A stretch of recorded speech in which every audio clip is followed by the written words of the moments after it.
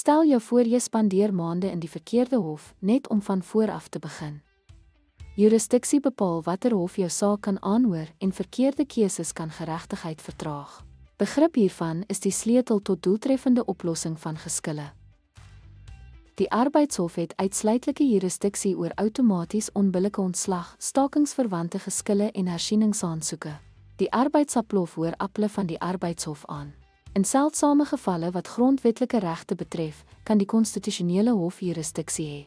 Elke hof of tribunaal het spesifieke bevoegdhede gebaseer op die aard en erns van die geskil. Ten slotte, die begrip van hofjurisdiksie verseker dat arbeidsgeskille na die korrekte forum vir beslegting verwys word.